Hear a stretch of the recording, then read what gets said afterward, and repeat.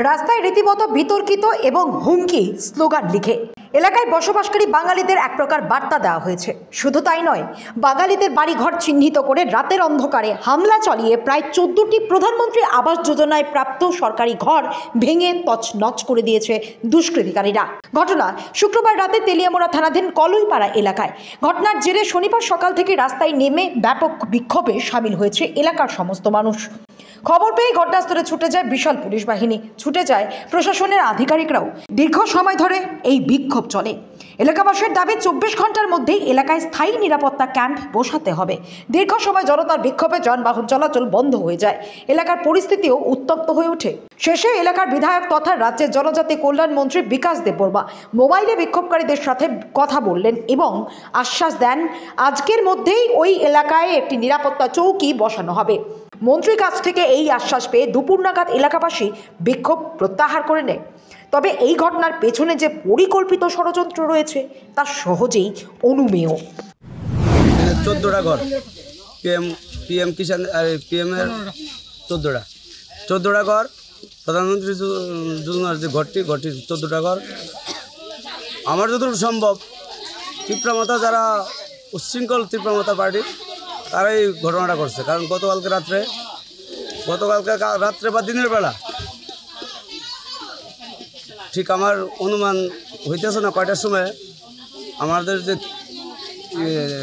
তীব্রমাতা supreme আসলো বিগত দিন পদ্ধতি কিশোরদার প্রমাণ একটা উস্কানিমূলক ঘটনা করছে, বার্তা দিছে মোবাইলে যে এডিসিতে কোনো বাঙালি বসবাস করতে পারবে না, যার ধরনের এই ঘটনাটা হয়েছে।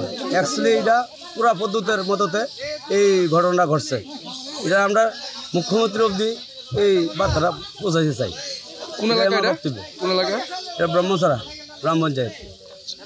এখানে এটা কি মানে মিশ্র জনবসতি? হ্যাঁ, আমরা জনজাতি প্লাস আমরা বাঙালি মিলে আসে এই এরিয়াটা।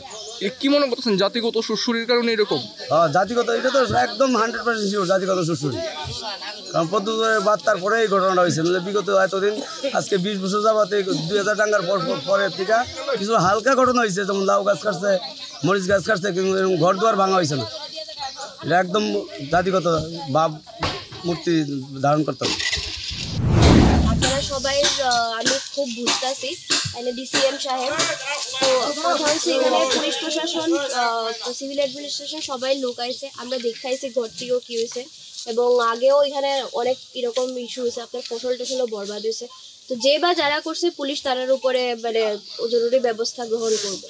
আর আপনারা যে একটা ডিমান্ড আছে যে একটা সিকিউরিটি ক্যাম্প লাগে এখানে, যেটা আগে ছিল, তো এটা আমরা এখন SDM office plus block administration থেকে আমরা এটা ডিএম লেভেলে টেক আপ করবো, এবং এটা মানে গুরুত্ব সহকারে টেক আপ করা হইব। যেহেতু আজকে একটা এত বড় একটা 14 জনের মতন ঘরের মানে একটা ভাঙচুর হয়েছে, নষ্ট করা হয়েছে পিএমওআই এর ঘর, তো এটা আমরা টেক আপ করে এটা যত সত্তর হয় এটা আমরা এসপিও ক্যাম্প বা যেই সিকিউরিটির একটা যাতে